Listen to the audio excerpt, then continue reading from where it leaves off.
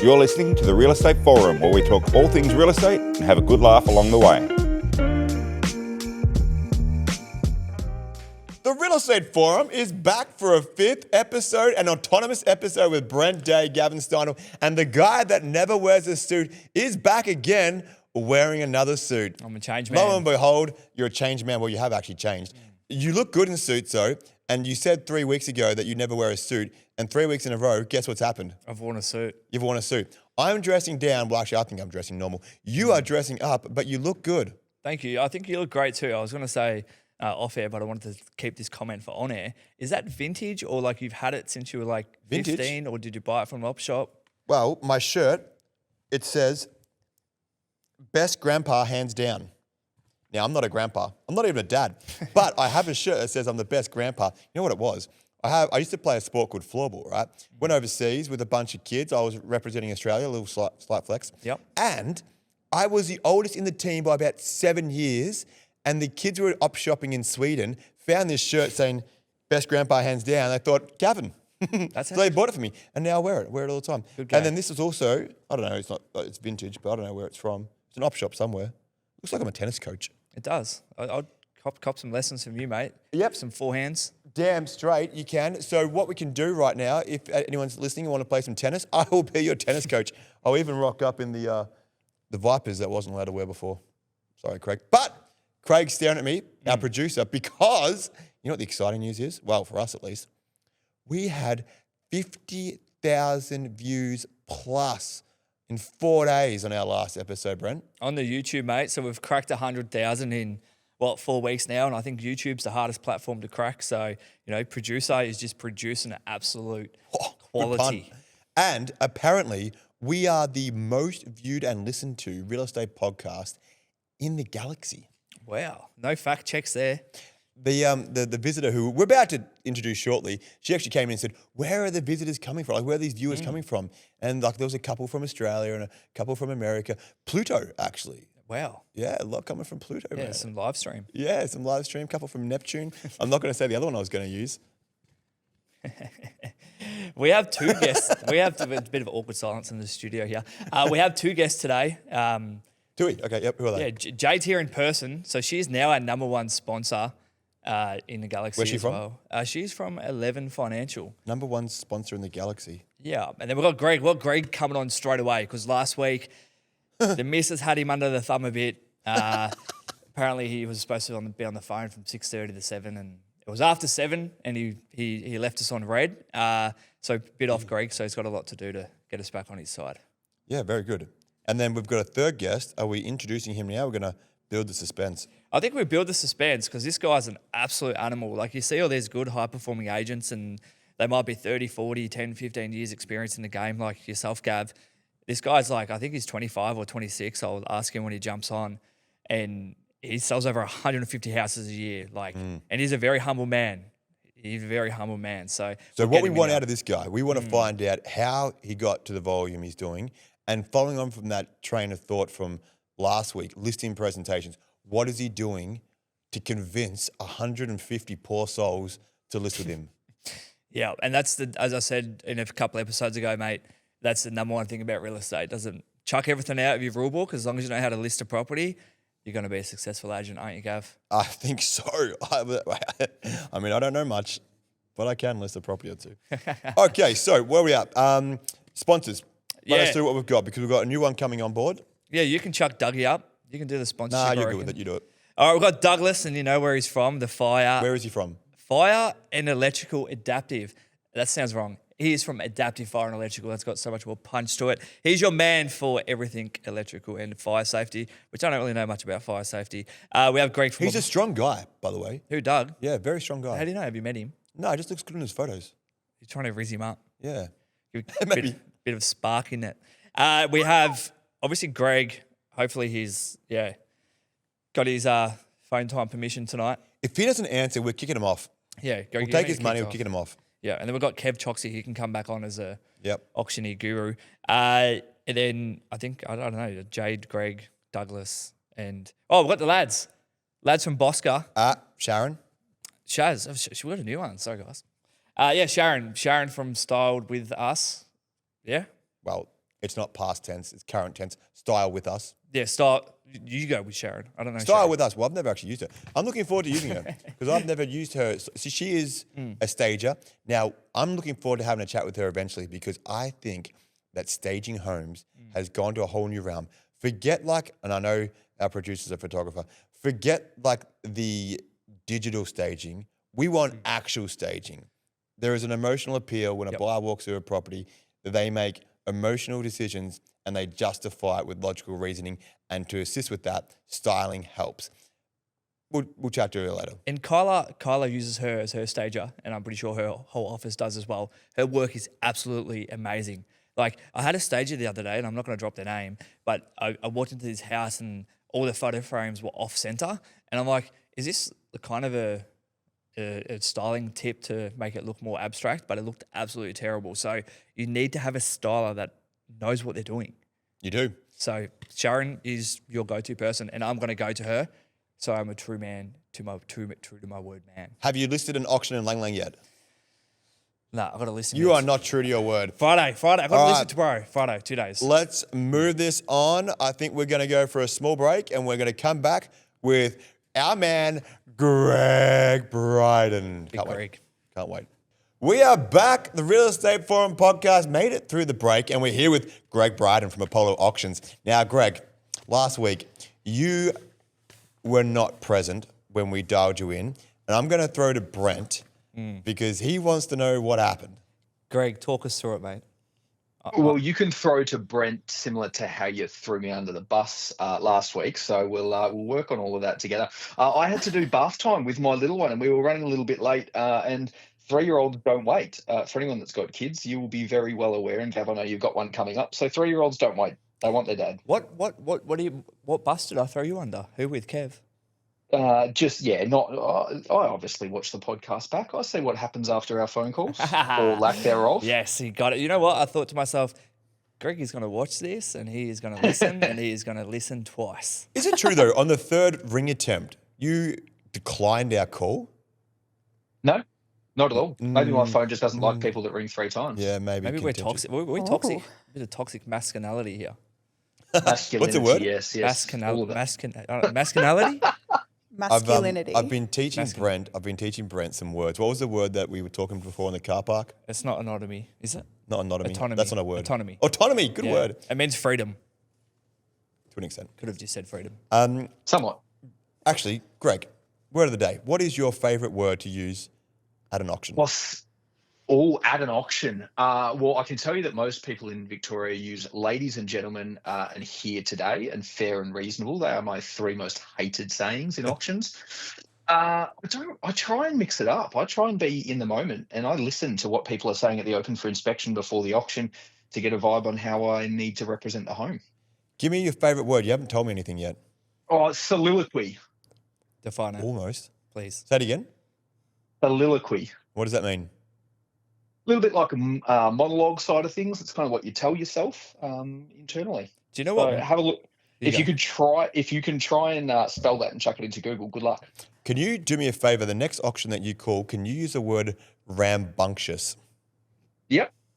I play the word game every now and then. Probably once a month I'll put up on my Instagram for those that aren't following, cheeky little plug. I will put up on a Saturday morning a poll and get people to suggest words that I should put into auctions. Do you know what rambunctious? Do you know what mukbang means? I could have a guess, but I think I would be wrong. No, so it's when people eat on camera. So I went out for dinner on Saturday night and we were all talking about mukbanging, and I thought that we could mukbang on this podcast one day. So if anyone wants to give us some food to mukbang on the podcast, it's not a word. It is mukbang. You made that up, and the phonetics of it very similar to another thing that probably shouldn't be said on this podcast. We're all mukbanging on Saturday. We're all mukbanging. Oh my god! I can't say that with a straight face. Have you heard of that, Greg? I have not, but it comes back to like ASMR, a mukbang ASMR. Yeah, Is bro. that like okay, rightio. Not my vibe. Let's talk some auctions because we're going to get cancelled if we keep talking shit. What's happening in the auction world in Melbourne, mate? Yeah, volumes for last weekend were back up. Obviously, we had the grand final long weekend. Then there was the New South Wales and Queensland long weekend for both of those football celebrations, I guess you call them. Melbourne last week, or Victoria, I should say, 1,353 scheduled auctions. Clearance rate 67.3%. So back up at that sort of high 60s, low 70s, which is pretty typical for where we sit throughout, especially this spring period. Across Australia, though, dropping a little bit further down to 63.36%. So interesting to see the variations, but volumes are certainly increasing. So what's happening around the grounds? We talk about New South Wales, Queensland, Perth market, those kind of things.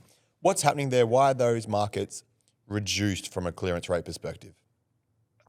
And everyone talks about the pricing side of things, and I know our clips around underquoting, et cetera, have had a fair bit of traction. Is in Victoria, people know the rough range in which they need to be competing. In New South Wales, there are still guide prices. Now, if you had a guide of 1.5 million in New South Wales, any buyer attending there would be expecting that to go for 1.7 to probably even up to $2 million.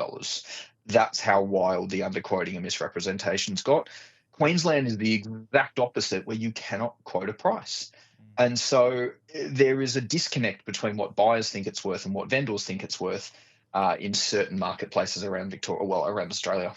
So tell me, as an agent, especially in New South Wales, I guess in Victoria to an extent, underquoting exists, right? And I've had this conversation with a few people recently. So say, for example, owner wants 1.8. The agent goes in, well, we have to price it at 1.5. There is a huge task force in place right now to try and prevent underquoting. So how does an agent who does things morally, ethically, honestly, come in and go, well, I'm going to market my auction at 1.8 as where the reserve's going to be, so it's all fair, and then no one shows up because everyone's assuming it's going to go for 2.1? And this is the whole disconnect that is always really difficult to have the balance between, as both an agent but as a seller and an auctioneer as well, is working out what's fair and what's unfair. At the end of the day, it's usually the seller's biggest asset, their biggest financial opportunity to either lose or gain money at that point in their life. For a buyer, they have choice. They have choice to go to multiple other different properties. And so where does the balance of risk actually lay? Is it with the sellers or is it with the buyers? Are some buyers going to miss out? So from an agent perspective, like how do you overcome that? Like if you are a fair agent, you're an honest agent. It's almost like an oxymoron. An honest agent, how do you overcome this when you don't want to be someone that goes and underquotes by $300,000? You want to be fair, but then you know you're not going to get a sale. And the trickiest part is, I always say that auctions are the truth serum, because up until auction day, buyers have a tendency to not divulge the full truth, which is completely fine. That's their MO. They're allowed to do that. But vendors are very much the same. Is they might say, hey, it's 1.8, it's 1.8, it's 1.8. And you get to auction day and they go, oh, well, actually, if it was like 1.72, I'd probably take it. And you're like, geez, if I had have known that from day one, this would have been a very different conversation. And so it's having honest and adult conversations with vendors as to whether we're pricing the home to sell it or pricing the home to create competition. Because if we're there to create competition and they want to find out what the market thinks it's worth, there needs to be a modicum of sort of understanding what that market actually thinks it's worth without just having the vendor's expectations put in place. Good words. So if the market, I mean, the property might sell for 1.8 or say 1.7, so the market doesn't really think it's worth 1.5, but people are just, obviously, agents are coming in and quoting at that just so that they can try and push the vendor down to 1.5. Is that what you're seeing? Somewhat. The best agents that I work with, and there's a gentleman that I know is in there tonight, and I would love these questions to be put to him. Yeah, Mr. Day, of course. I know somebody from the other blue and green mob is pre-market phase. So actually understanding and doing buyer work before you head to realestate.com, getting a better understanding of what the market thinks the home is worth. If the vendor still says, I will only sell for X dollar, and you quote less than that, that is underquoting. But if the vendor goes, yeah, I'd love to get this, but let's see what the buyers actually think it's worth, which if you're a good enough agent, they're the conversations that you have with vendors because they trust you. We are not there as agents or auctioneers to promise price. We're not property valuers. I don't know about either of you two, but I don't have a property valuation degree. I don't. Are you marketers? Yes. Or are you property valuers? Marketers. Marketers, sir. Yeah, yes, sir. So that's the interesting conundrum in which we face. I think the easiest way, as I said a couple of weeks ago, is remove price, make sellers get a building and pest inspection for all properties and have all sale prices disclosed. Then it's up to the buyers to actually understand and give a value to the vendor. And even bank valuations as well could be like a good topic as well. Have 3 valuers out there, and they will not come in accurately. We'll definitely be chatting to Jade about bank valuations. Well, we've got Jade there, and I have this conversation with vendors, as I'm sure you both have had all the time. Oh, we got a valuation 6 months ago at 1.4. And I guess you can see already, I sort of speak fairly straight. As I said, great, did you ask the bank if they wanted to buy it? And I think that's the one thing as well, is there's people who are qualified by university standards, but they don't understand the buyer that needs to buy, and they've got to pay 200 grand more, and then the other buyer cries that the agent's underquoted it when they don't understand the emotional attachment when it comes into buying a property as well. So it's really, really hard to gauge.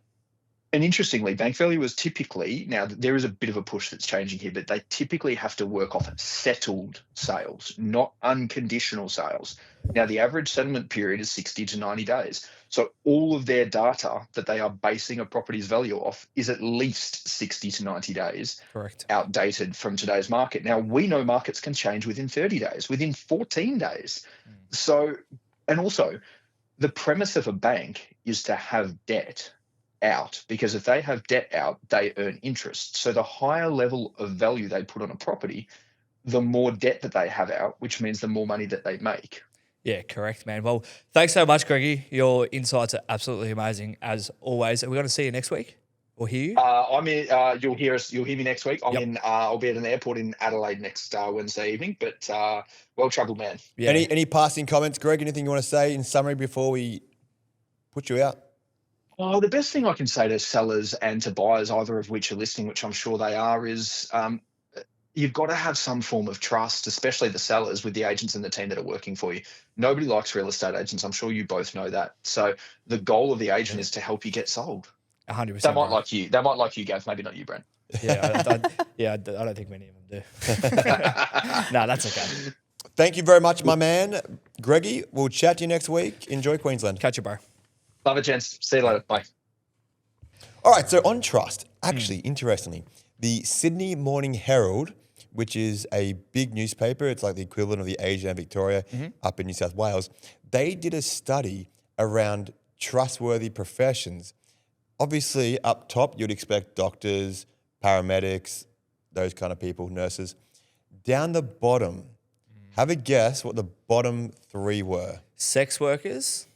Yes? I know the other one. But car salesman. Car salesman, yep. But real estate agents were first or second? We were second last. So there was used car salesman, last. Real estate agents, second last. Sex workers, third last. So they're more trustworthy than They're more trustworthy than us. Yeah. So, I mean, that's probably telling, quite interesting. So, yep, you want to trust the agent, but at the same time, you want to trust the right agents because, I don't know, the 2 scumbags that are talking right now, not very trustworthy. I would agree with that though, man. There's some, not with what you just said. with what, like, that ranking is so true. Like, even I come across some people, I'm like, they really told you that? Like, that's absolutely ridiculous. Yeah. Like, it's disgusting, actually. So what do you do to build trust as an estate agent? I think it's always about just being honest about where your house will sit on the market, what you can expect, but what the number one thing, man, what you can expect when shit hits the fan. Like, if we don't get the right price in the first 2, 3, 4 weeks, you may be priced a little bit too high in the market, and it's not me that's saying that. I want to get you the best price. I want to get the most competition. I want to make sure your house is the most expensive house in the suburb we're selling. But if the market isn't showing that, it's not me as an agent. It's the marketplace where they perceive a value. And if I can tell them when I'm in a listing, it's not all rainbows and sunshine. This is our next steps. If it actually doesn't go well, and most agents don't do that, and then a week later, like we just heard a story from Luke, they'll drop the price and the vendor will be like, I don't trust him. True? Yep. So a set to sell meeting, that communication before going to market about what happens if we don't hit the KPIs. That's really good. For me, from a buyer's perspective, so that's how you do it to sellers. Yep. I think transparent to the buyers. So regarding auctions and what we just talked about before, I pledge to all of my buyers that the reserve from the owner will be in the quoted range that we have quoted. And you talk about setting the bar at 1.5 online, but vendors' expectations or reserves at 1.8. Yep. I hate that shit. So what I said, like we had an auction last night. Our range was 6 to 660,000, and I said to every single buyer, you can trust me that the reserve's going to be within this range, and it was 650. What did it sell for? 660. And I love it. I think that's fantastic. It's not one that soared past the reserve or climbed above the quote range and everyone's like $200,000 above reserve. Like none of that shit. I actually hate that kind of crap. It sold 10 grand above the reserve, so the vendors are happy. Vendors happy. The buyers are happy. Yep. It's sold in the quote range. You're happy. It's just it was a good, simple campaign. But the honesty part is that I tell the buyers, if our quote range is 7 to 770, the owners will sell for a price in that range. And we do get a lot of buyers that say, hey, Brent, like I've got a budget of X and the amount online will be less than their budget. And they'll say, do you think we're still going to be able to buy the home? And I say, every single one of my properties have a price guide online where my owner will facilitate a sale. Yep. Where that level is, I'm not 100% sure. But It's I'm in the range. Yeah, I'm 100% That's honest. perfect. Yeah. There is nothing that pisses me off more than you go to an auction, say it's 7 to 770, right? And you see lots of activity, lots of bidding, gets to the 770 at the top end of the range, gets to 780, you think, wow, that's a good auction. And then the auctioneer goes, pause, we're going to seek vendor instructions. They come back out and they say, we're not yet on the market. We haven't hit reserve. Yep. I'm like, are you pissing me off right now? Yep. Anyway, that's part of the way that we can build trust. Anyone else out there, if you would like to leave a comment or drop us a line, how else do you build trust as a real estate agent in this industry? Or your bad experience. Or your bad experiences. With just- agents, not Actually, us. give us those ones. They're better. Yeah. The juicy ones. Right. So, by the way, what do you think of my get up? Is this good? Yeah, Show 'em a bit I of like hair. it. Yeah, I love, you know what the best compliment is when you walk into a room and people say, what are you wearing? I'm wearing whatever I want to wear, what I feel comfortable with. Yeah. And I'm uncomfortable at the moment. Well, you know who else is uncomfortable? Jade Murphy. Jade Murphy. Yeah, she is. Let's get her on. Are we cutting and then going How's to that her? for a segue? We're just going to keep rolling because you said that you're quite nervous, Jade. I am a little bit nervous. Thanks for pointing it out. Yeah. There's nothing to make you more nervous than someone saying, are you nervous? Yeah. Oh, you're nervous. I was like sweaty the other day and this guy's like, oh, why are you sweating? And I'm like, I don't know, I'm fucking like on one and I'm nervous. Like, And then you sweat even more. yeah, it is like, and I'm like, that was such an socially awkward experience for me. And I'm like, I'm never going to ask someone if they're sweaty. I'm like, do you want a paper towel to wipe your sweat? Because you're going to enhance my sweatiness. Jade, thank you from flying all the way from the Gold Coast to be on this podcast specifically. Thank you for having me. It's good to finally meet you. I thought you were blonde. I don't know where I got that from. My photo is blonde. I need updated that's- photo. that's- Catfish. Yeah. She's a catfish. But you can't be blonde and rock up brunette. Yeah, no, you can't. Because I actually saw you in the car park. I'm like, oh, who's that? And then Brent goes, Jade. I'm like, oh. Hi, She's Jade. blonde. No, Oh, that's not good. blonde anymore. Right, no, that's good. So you come all the way from the Gold Coast specifically to be here today. Specifically to be here. Forget the fact that your niece, nephew, daughter-in-law has a dance recital. Yeah, whatever it my is. niece. Now? Sunday. Oh, how good's that? So she's come early. All right, talk us through what you see happening right now in the finance world, specifically around real estate. Yeah, so at the moment, as we can see, there's a lot of activity ramping back up in Victoria. Most of my business is down here, even though I live up on the Gold Coast. We've now got new incentives to help first home buyers get into the market sooner. What I think we're going to see over the next, say, 12 to 18 months is the gap between being able to purchase a property and not get even greater. For those who have a deposit saved, it's a great time for them to get into the market.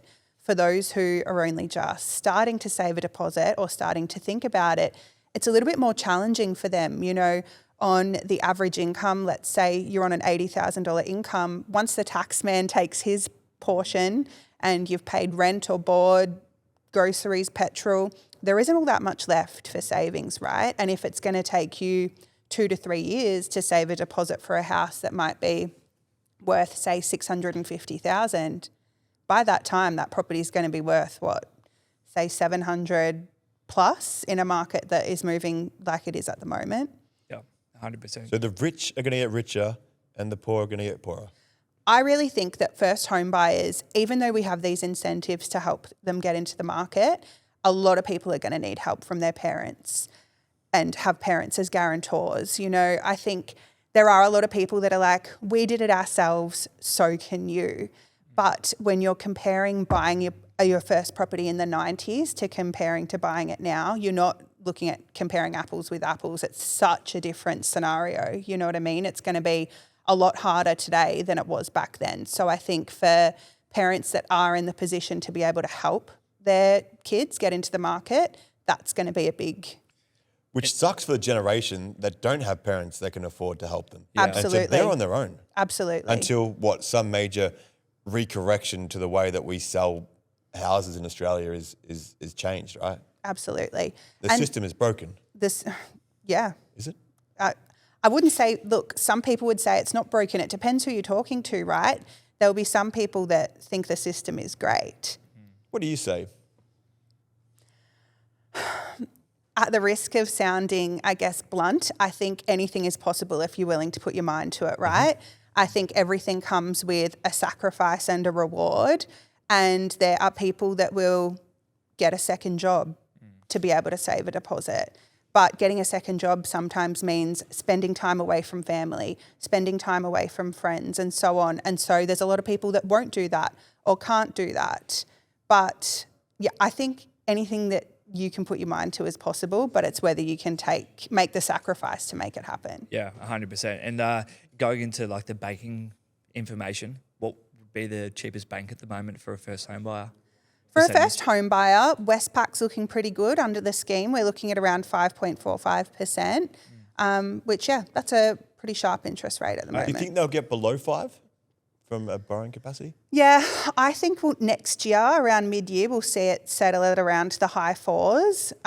However, I don't have a crystal ball, and it's been really hard to predict where rates are going to land. I've heard a lot of people who are more intelligent than I am say... I thought you were going to say than you are, than I am. No, well, yeah, if they're more intelligent than I am, that would be... No. That's saying that the interest rates may go up next year, which that blows my mind. I agree with you. I'm on your side. Team go down. Yeah. But, if they go up, I'd be shocked. It all comes down to inflation, right? But the banks... Does the government own the banks, right? Or make money from the banks? The RBA. Yeah. So the bank's making all this money as well. So obviously, government was like, yeah, give you all this cash, spend it on the bank, pay a high interest rate, make us richer, in a better position. Yeah, that's not quite how it works, but it's not too bad. So I think the general consensus is that they'll probably go down before they go back up. Yeah. But I do foresee that interest rates will go up probably in 12 or 18 months, right? Especially if inflation, because inflation's not under control yet. You look at the US data, inflation's crazy at the moment still. Talk to me about, if you had a mortgage right now, would you be fixing it?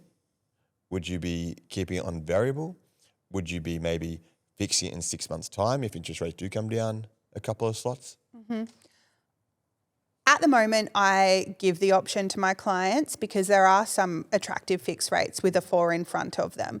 It's just a matter of running the risk of, look, the variable rate could be lower by this time next year, or it could be higher. We really don't know.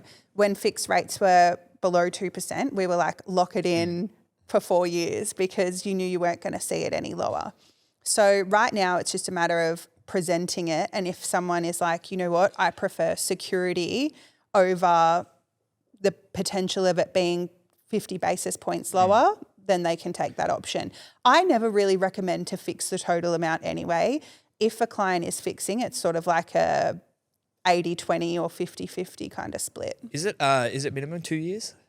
For a fixed rate? No, you can have a 1 year fixed rate. Oh, really? Yeah. Interesting. Learn something new. Look at you, You probably don't even have a mortgage. Hey? You probably don't even have a mortgge. Mate, I have debt of well over $3.5 million. Do you consolidate his debts? He probably has a broker. I've only met Jay for the first time today. Yeah. Yeah, We're building rapport. No, you've lost his trust because you rocked up here with brunette hair. Nah, you look good. You look good, brunette. I like it. Thank you. No, it's very nice. Cool. All right. So then let's chat about then this. Is it even a possibility where you could get a valuation done on a property before someone buys it or before it goes to auction?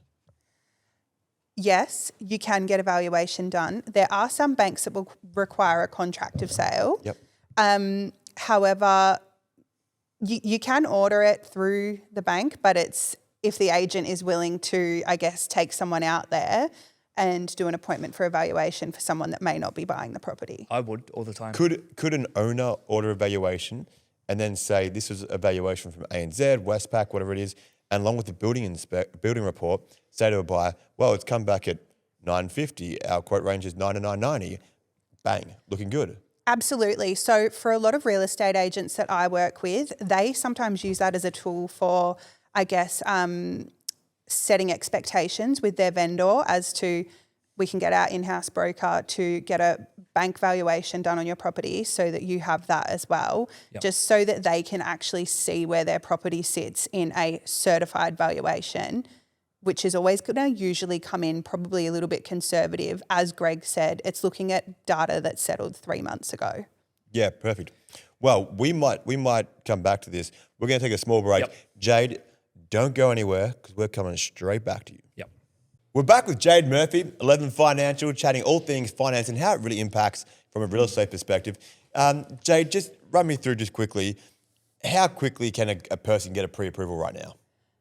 It really depends what bank they go with, but you could have a pre-approval within 24 hours, a fully assessed pre-approval. Fully assessed. Now, run me through the difference between a fully assessed and a pre-approval. So a fully assessed pre-approval means that everything is submitted to the bank and it is put in front of a human assessor who goes through everything with a fine-tooth comb, checks the income, checks your living expenses and so on, and says, yes, this person is good for the money, go and find a property. Awesome. A non-assessed pre-approval, so what we call it's a conditional pre-approval, is not assessed. So it's basically the computer says yes, as long as the income and the data that's all input is correct, and it is yet to be assessed and looked at.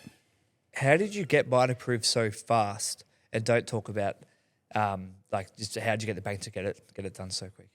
Quality submission. I was going to say don't talk about me, but He makes the big bucks. No, he was a pain. Wait. He was a pain. Tell me why he was a pain. no, I just bought a house. I told her I bought a house. He Shut up for a messaged me at second, this is 9:30 on a Saturday night saying, I just bought a house unconditional. Can we get the finance No, it was sorted? it was like a 3-week settlement actually. And a 3-week settlement. And what did you do? She got it done. I said, What? call me Monday. No, I said, yeah, sure, let's do it. And I think it was approved on Monday or Tuesday. Yeah, Tuesday. Yeah. Were you shitting yourself a little bit? No. Were you shitting yourself a little bit? It's her fault, not mine. Her problem, not my problem. She want to pause it, but anyway. I just posted TikToks everywhere. Don't use this broker. Nah, she's good. How'd you guys meet? Was it like a cute story on Tinder or something? No. No, I'm not a Tinder man. I'm not a Tinder man. Broker Tinder? Real estate Tinder? Just through your office. And through Shelley, I think, no, Simon Murphy. Yeah. Yeah, and Shelley. And so Shelley owns our O'Brien Somerville office. She's a lovely lady. She loves to get on a drink and she's awesome fun when we get on the drinks together. And then, Jade, we've always just caught up. So I work with a few O'Brien agents. Okay, that's a connection. Yeah. Yeah. All right, cool. Well, that is a fantastic segue because we've actually got one of O'Brien's top earners. In fact, nay, I say, the number one O'Brien real estate agent. Does he refer to you? No. The number 2 real estate O'Brien yet. agent. Not yet. Coming on straight after you, Jade. Thank you very much for joining us because every time we chat to you, there is more insight that you provide. There's more information that you give to Brent and I, and we're like taking down notes from what you say. So thank you very much for being part of the show. Thank you for having me. And thank you for coming all the way from Gold Coast to be here. You're welcome. Thank you for having me. We've had 2 out of our 3 sponsors, 2 out of our 4 sponsors now. So get Shazza and Doug. Yep, we need The hot Shazza and chair. Doug. Cool. All right, Jade. Thank you very much, mate. We'll Thank see you you. next week. Thanks, Jade. All right, guys, we have one of the best agents in Australia. I said I'm not going to pump him up too much. No, he's actually the number 1 for O'Brien in the selling department, so he's absolutely elite at his craft. Are you 26? 25. He's 25 and sells in excess of 150 houses. And if you are not in real estate, Google every real estate agent in your area and you will see how many properties agents usually sell, and you will very rarely come across someone who sells more than 50 homes, but Luke is doing that 150 a year at 25 years old. So in the future, he might be doing 300, he might be doing 250, but his future is so bright. He has got an absolutely amazing auction clearance rate, and he uses our great man, Greg, to call all of his auctions. He's an absolutely amazing family man with a beautiful wife named Sophia. And I don't know your daughter's name, mate, but Serafina. there you go, there. And he juggles all this, being 25, and he played basketball at one of the highest college levels in America, which we'll dive into as well. So I'm super excited to welcome the guest. Take it away, Gavin. Luke Magree, welcome. I must say I've never heard of you before. Thank you. I'll take it. But what a rap, Brent. You know Thank what? you. He does. He's got a good rap. When I was driving here, I looked up your stats and it showed you 150 sales in 12 months. Incredible effort. Didn't realize you're 25. Can tell you're young. Good skincare routine. What is it? Obviously. I was going to ask if you were single because you got the gold watch and the nice hair, but he's married. Yeah, So married. let me talk. So you're married. Yeah. You have a kid. Yes, I do. You have a house. Yes, couple. Couple houses. Oh, Jesus. Yeah, right. Nice. 25, man. I'm doing You nothing. are $1 million writer. Yep. And you're 25 years old. That's the kind of shit people dream about when they're 40. It feels surreal. It's happened really quickly. I feel like the luckiest person on earth. Luke, Yeah. you very well could be the luckiest person on earth. And I want to find out, though, a couple of things. One, how you got there, because there are 25-year-olds right now that are still living at home with mum and dad, doing real estate. They just got broken up by their girlfriend because they're not earning enough money. They're wanting to be like you, man. They want to be like you. So, Luke, tell me, how the hell did you get there? I was obsessed, highly obsessive. With your missus? Or real estate? Real estate. Yeah. Yeah, highly obsessive.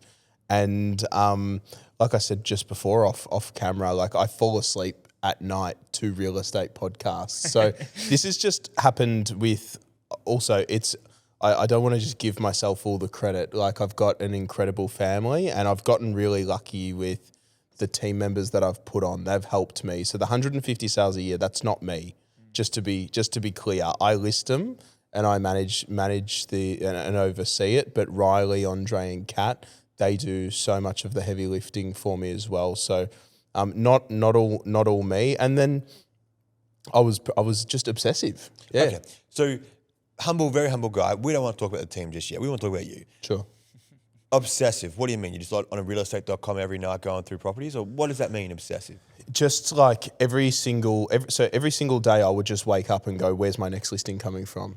And that'll mean when I get home, I've got Excel spreadsheets. I'm listening to podcasts. I'm calling people that write more than me, asking how have you done it. Just every single waking hour, I've just spent it just trying to be the best agent I can be. All right, I'm going to ask you some quick fire questions. Go. Brent, and we're going to come back to yours because I reckon yours are more juicy. What time do you wake up? 6, What time do you go to sleep? 9, How many hours do you spend in the office? too many. Give me exacts. What time do you get 10, there? 10. I get there about 8:39. What time do you leave? So I get home about 8:30, 7, depending, but never really before 7. How many calls are you making per day? At least 100. Per day? Yeah, at least. Prospecting calls? No, How many prospecting calls? not as many as you'd think. Door knocks? None. Back when you started? None. In the team, none. In the team, lots. How many? Probably 50 a day. Letterbox drops. How many do you do per day? Insane amount. Yeah, these guys are nuts. With Exact numbers. Insane amount. Every just sold 3,000. So I've probably got about 30,000 a month going out. 30,000. Are you dropping them? No. Did you say 30,000? Yeah. You should see my monthly letterbox dropping bill. It's insane. Wow. So would you put that down to part of your success then? Yeah. 'Cause I don't know anyone who does 30,000 drops a month. No, that's crazy. Yeah, I'm obsessive with drops. If my whole patch hasn't seen me twice a week, for the first 3 years of my career, I had 5,000 homes. It started at one or 2,000 homes as my patch. It's now 5,000, and my whole patch had to see me twice a week minimum. I don't have do I live in your patch? No. I say I don't have a letterbox. don't you? No, that's a good thing because it'd be full of your head. We live near each other. We live near each other, but no, it's So not you're my from patch. Frankston, funnily by the enough. way. So you're selling in an area where it's quite established with agents, good agents, older agents, I guess. It's an older demographic, I'd assume, in Frankston around the peninsula area. The buyers aren't. The buyers aren't. sellers. Yeah, the sellers probably just everyday people, that 500 to a mil price bracket, just every tradies, normal. That's why I love Frankston so much. No, I wouldn't say older. No, once you get to Frankston South, Mount Eliza, gets a bit Maybe older. that's what I'm confusing 100%. with. Okay. Yeah. Cool. I want to find out a bit more about your listing presentation. Before I do, I want to throw to Brent for some questions, though, because he's got some juicy ones from Greg. What's the boost button in auction? I don't know. Can you explain this? What's a boost? No, bro, I read that and I'm boost like, button. and I thought, what the? So this is a question from Greg. I know who that's does your come from auctions. Greg. Yeah. Because Greg and I, we've got a clearance rate together of like 98%. We've only passed one in and sold it an hour later. We've been doing it for a long time together. Wow. So, So boost button. what is the boost button? Okay, so obviously you know how you obviously set the reserve for an auction as an agent. You and your seller, you set the reserve, but obviously calling it on the market and setting the reserve price are two separate things. You don't have to call it on the market the moment that you hit that reserve price. I sort of think with every single auction on the day when you've got live bidding, when the auctioneer calls it on the market, playing for keeps, I see that as like a boost. And you only get it once in the auction. And as an agent and as an auctioneer, having that trust and having that sort of rapport together, knowing when to use that boost in the auction could be the difference between getting another 20, 30, 50, 100 grand. So yeah, that's what that boost button is. Mate, great definition. And what do you tell Greggy like on the day of the auction? Yeah, well, I obviously now sort of leave it up to his discretion, but I more so use it with my owners when talking about setting a reserve price. So just getting them to be cautious on setting it. Obviously, you don't want to set it too low and risk underselling the home. You don't want to set it too high, risk taking the steam out of it. You've got to find that sweet spot to set the reserve, and obviously having that trust with the owner is absolutely critical, because if you're a good agent, 9 times out of 10, you will know what's going to happen in the auction before it happens. To a degree, obviously crazy things happen on the day, but to a degree, you sort of know how it's going to go before it actually happens. And just advising and having that trust to recommend when we press that boost button in the auction is crucial. And that's why all my reserves are in the range every single time. Love that. Yeah, every single time. Love that. Yeah. And what's your concierge service? It's just like, obviously once we list a property, Kat from my team, this has been the biggest game changer. Her one role is client care with the vendor. So a lot of the time I'll list a property and there's a whole bunch of stuff that needs to get done before it goes live, like trades. And we provide an extremely high level of service when it comes to sort of project managing, even just getting a home from ex-rental, tenants just moved out, left it in an absolute state. We've all seen that before, and then get it freshly painted, styled, landscaped. That is a thing that a lot of agents just won't do because they want to rush it on and get a sale. But no, I'll drag it out 4 or 5 weeks if that means it's going to get presented perfectly and help us get that emotional price. Because at the end of the day, that's going to make the house worth more and make you look better too. So if you don't do that presentation, and I'm finding now, I go into the living room and I'm saying to the seller, hey, we're going to, obviously once the tenant moves out, we're going to do this, this and this. At the start, I used to get objection because that might cost 10, 20, 30K to do all of that stuff. But now I'm finding, because the sellers have seen that's how our listings go, they're just like, yeah, absolutely, no worries. We've seen it before. We know how it works. Let's do it. We saw the last one. We came to your auction on Saturday. It was presented beautifully. We trust you. And I'm so lucky to finally sort of have that trust with the marketplace. That's what I'm the most proud of now, is that our team's sort of installed that in our market. Yeah, 100%. And it's great to see, like, I'm on my phone on a Saturday night and auction result, and they're all Luke and his team. The one question that I absolutely love, and I'm still trying to find out the answer for myself in my business, it's not everyone's going to be a Brent Day client. Not everyone's going to be a Gavin Staindl client. How have you come to terms with, when you're obsessed with something and you don't get your own way, it mentally like fries your head. Yeah. personally it does. Yeah. How have you come to terms with not everyone's a Luke Magree client? I'm so okay with it now. How? Well, obviously, I've just found that the more authentic I have been, I'll know the moment I walk out of a listing presentation, if I haven't signed it up on the spot, I will know when I'm getting into my car afterwards whether I'm getting the business or not. And I just look back at the ones I've done even in the last 60 days. The ones where I walked out of the home and knew we're not a click. We didn't click. I can honestly say I don't actually think I want that business. They're just not your right person. No, man. they're not the right person for me. And I say this to sellers. Like, I know you obviously, to engage an agent, you sign an exclusive agency agreement. I say to my sellers, at any stage in this campaign, whether it's day 1, day 60, if you no longer want to use me, I'll cancel it. If you don't want to use me, I don't want to be your agent. I had that. So I've only ever had that happen once in I've never had it once happen in yet. 10 years, man. Yeah. And that client sold for the same offer we had them in the first week. The whole other story. I'm happy with it. It's all good. Yeah. I heard. Doesn't sound like you are. Oh man, worst experience of my life, like hands down. Yeah. Anyway, so I was actually listening to a podcast the other day with Gavin Rubenstein on the Lads Both Sides podcast, Yeah. and he says he lost $100 million worth of listings last week. Yeah. And Ouch. he just says, was I on time? Did I present to my absolute best? And did I follow them up as best as I could? If you say yes to all three of those answers, who cares if you lose a listing? They're not your person. I agree. I agree. It's funny, me 4 years ago wouldn't have agreed. Me 4 years ago would have said it doesn't matter. All that matters is the sold sticker on the board and we're the ones that are getting the result. And I still agree with that to an extent now, but I've just found the more authentic I try to be and the less commission breathy I be, the more people want to use me, and I'm just thankful for it. And it takes a long time to. How long have you been in real estate? 6 years.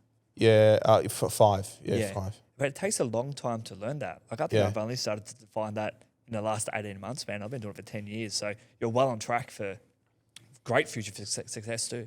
Tell me, what is it about your listing presentation that sets you apart? Obviously, you've got the concierge service, which is great. I think a lot of agents do rush properties to the market. That's a great point of difference. What else, Luke, sets you apart on that dining room table? I try and get the seller to laugh. If I get them to laugh, then I normally my sign up rate on the spot is incredibly high. Do you tell jokes? No, I don't. I won't tell a joke. It's just as I'm doing that tour around the home, I'll try and find something to build rapport, build a little connection, and then try and introduce humour to a degree. I find if you get people to laugh and you get people feeling comfortable, that increases the chance of them wanting to use you. And then I try my best. I don't do it every single time, but I just try and leave the listing presentation having them talk more than I talk. 100%. And I hate to bring Kyla up all the time. But you do. But I do. And you will again. She said to me last night, I think I was walking with, excuse me, I was walking with Liza on Monday night, maybe it was, and she's like, oh, I think I talk too much in my listing presentation. And I said, yeah, you probably do. And then she's like, well, you don't know because you don't come into my listings. I'm like, I'm just agreeing with what you said. Yeah. When you talk too much, it makes people feel maybe a little bit undervalued in their living room. Yeah. But if they feel important, they're going to go with you. My father-in-law told me, Andrew, great, best agent I've ever met, Love the and guy. obviously my father-in-law as well. He told me, and this is what changed it for me, when you have a conversation with someone, and it was one, we've all been in them, where you have that conversation and they spoke the whole time, you walk away thinking, that was shit. You know, that was just annoying. Yeah. That person probably walked away going, that was amazing. People love to talk about themselves as well. So that's just the environment I try and put them in. And you know the litmus test for that is if you're both drinking coffee, make sure that you finish yours first. There you go. What's a litmus test? I don't even know either. It's like a test. But anyway. No shit. Yeah, 'cause it's a test. So if you have a coffee and Brent has a coffee, right? And if Brent finishes first, that means chances are you've been talking the whole time because you've been talking and not drinking. Okay. So that is in my head, if I have a coffee, which I don't drink many, but if I have a hot chocolate, and the other person has a coffee, my goal is to finish that before they do. Yeah. Not by sculling it. It's up. Commission breath, that commission breath. It's because they're the ones talking. Why and when did you start auctions over private sale? I was sick of deals falling over. Yeah, I was sick of deals falling over. Rescissions in the cool-off period. I was sick of buyers negotiating money off at the building and pest inspection. Nowadays, I feel like if a buyer, the subject to finance period is just an extended cool-off. I've found if a buyer wants to get a rejection letter from their lender, they can. So I just feel as though it puts So I just feel like, and I'm not saying auction is the best way. It is property dependent, in my opinion. Anyone who says auction is the best way 100% of the time, this is just my opinion. But I agree with you. that there's been properties there's been properties that I have sold, and I've once we've done the deal, hopped in the car and driven away, just going, if we auctioned this, there is no way it would have gotten to this figure, you know. And there's been properties, one I sold on Saturday, where we auctioned it, and I've hopped in the car and driven away, going, if we private sold this, there's no way it goes at this. Like it's gone so much higher because they got carried away at auction. So there's no, in my opinion, one size fit all approach. It's got to be tailored to the home and the buyers. What do you drive? Raptor. Good Raptor. 25. That's such a smart buy, man. I love it. So smart. I love it. Yeah. I love it. All right, we're going to wrap it up. Brent, one last question from you. I've got one last question as well. What's your biggest problem in real estate and life at the moment? I feel guilty whenever I take a holiday. I'm working on this. Like I'll go 4 months straight, obviously Sunday, and then still take calls on Sunday, and then I finally work up the courage to to book a trip to Queensland for 4 nights with my wife. Yeah. And the whole time I'm just feeling guilty. Yeah. You know, and I'm working on that internally. That's actually genuinely the biggest problem. Okay. How lucky am I? Well, that's life in real estate. Yeah. It's a good answer. Together. It's a great answer. I feel like a lot of people have that same burden of responsibility. Yeah. Yeah. I just feel guilt though.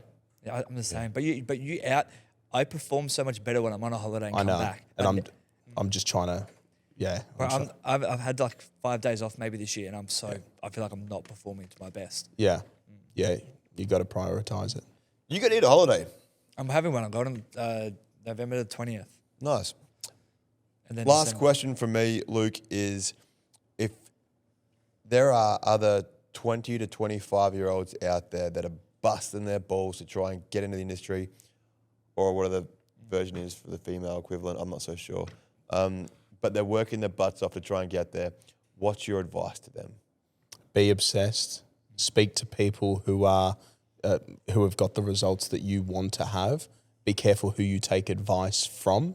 If they look at the fruits of their labour, another thing Andrew taught me, look at the fruits of their labour. Don't listen to a really, really big person about how to get a 6-pack. You know what I mean? But the main thing, the most underrated thing is just be obsessed. I know it sounds so vague, but if you are truly obsessed, if someone held a gun to my head and said you need to write $4 million next year, I'd find a way to do it. You just would. I have one more question. How long have you been with your trainer for at the moment? Real estate trainer? Yeah. 6 months, Adrian Bowie, super coach. How much has he changed? Like, I know how much he's changed because I can see the results. Yeah. Because I've seen your career over the last 5 years. Why do you reckon he's been such a defining factor? Accountability and just giving it, just like, obviously I need to speak to someone who's once again had the fruits of the labour. He's done the sort of numbers that I one day wish to do.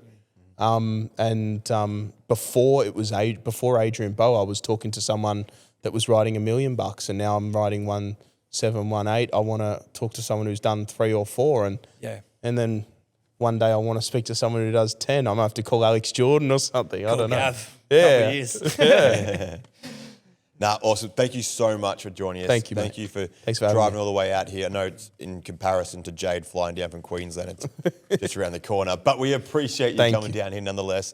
And well done Yeah. on such an incredible, young, Thank but you. incredible career so far. Appreciate it. Thank you. Man, I loved every bit of it too. Very insightful. Thank you. Thank you.